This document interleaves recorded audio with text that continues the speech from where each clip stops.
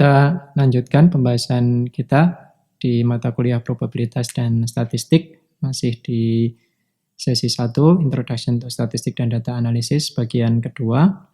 Kita akan mendiskusikan tentang distribusi frekuensi, ukuran pemusatan, kemudian ukuran penyebaran atau measure of variability.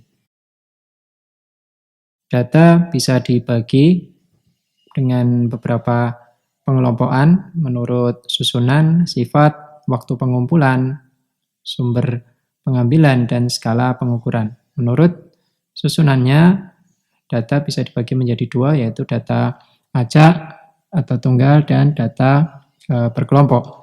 Kemudian menurut sifatnya, data bisa dibagi menjadi dua, sifat kualitatif ataupun kuantitatif. Kuantitatif itu bisa terukur. Kemudian menurut waktu pengumpulannya, ini bisa dibagi menjadi tiga, yang bersifat time series, atau yang kedua data cross-section, dan yang ketiga data panel.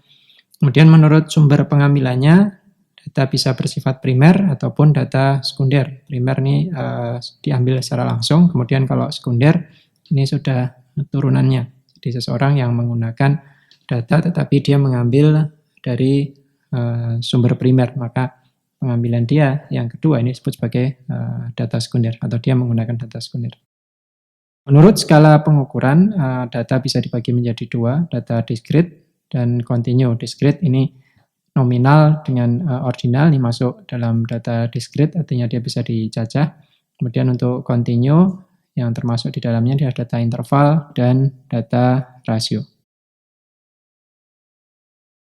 Selanjutnya penyajian data.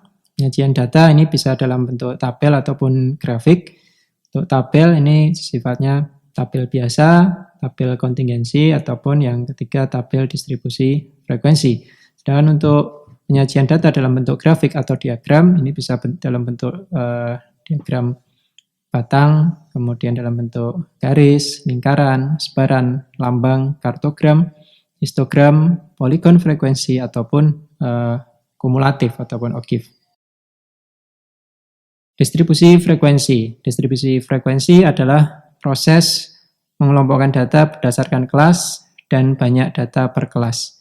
Tujuannya adalah membuat data lebih ringkas tanpa menghilangkan informasi dari data tersebut.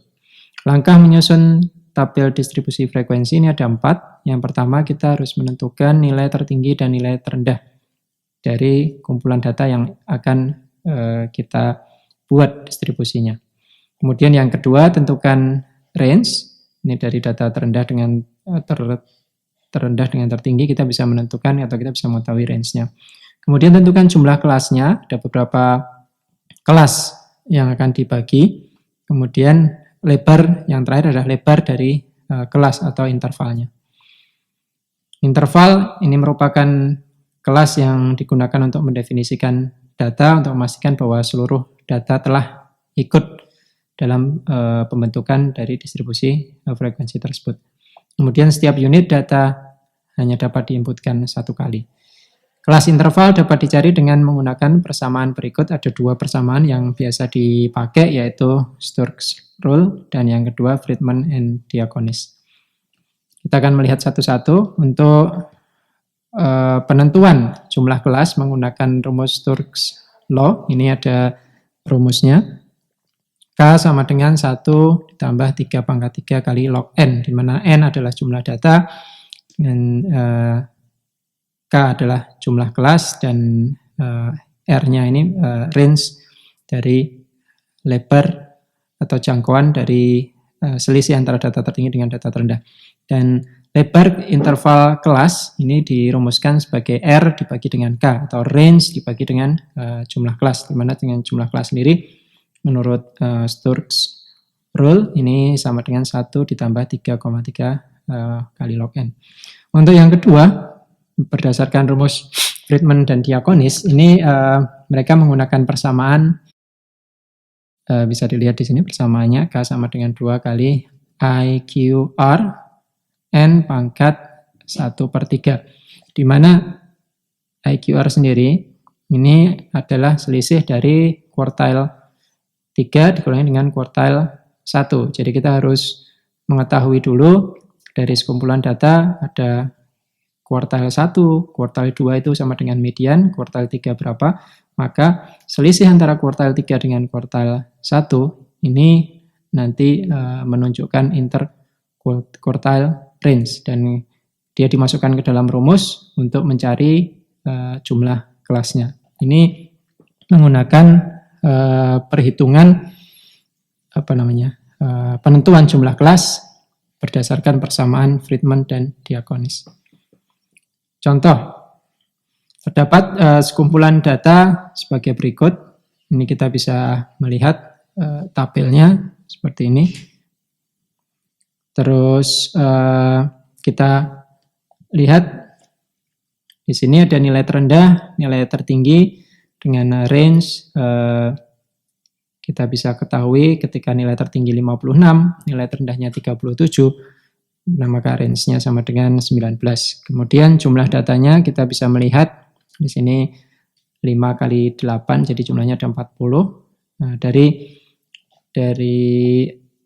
variabel-variabel tersebut ketika dimasukkan ke dalam rumus, kita menggunakan rumus Sturck's Law. Ini 1 ditambah 3,3 kali log pangkat n, maka jumlah kelasnya 7. Jadi untuk sebaran data seperti ini, dengan menggunakan rumus Sturck's Law Rule atau Sturck's Law, ini jumlah kelasnya sama dengan 7. Sehingga lebar kelas atau intervalnya R kali K, maka ini 19, itu range-nya dibagi dengan K jumlah kelasnya, maka lebar kelasnya sama dengan 3.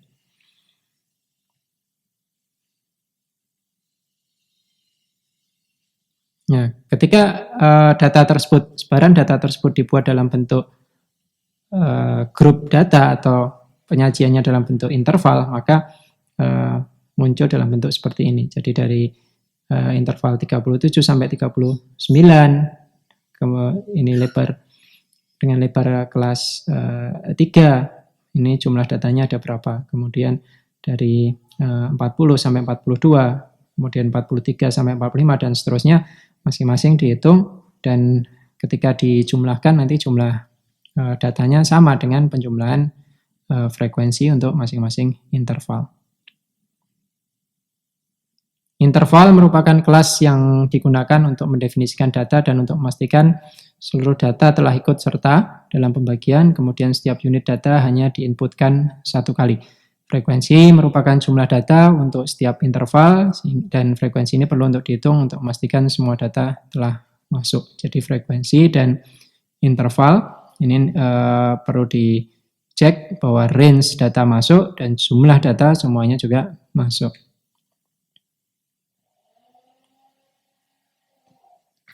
Batas kelas. Batas kelas merupakan batas ukuran dari setiap kelas.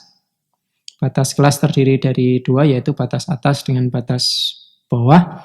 Contoh misalnya kalau di kelas interval 37 sampai 39, maka ini batas bawahnya berarti 37 dikurangi 0,5, 36,5, dan batas atasnya berarti 40 ditambah 0,5 sehingga 39,5. Sehingga batas kelas pada kelas tersebut adalah 36,5 sampai dengan 39,5.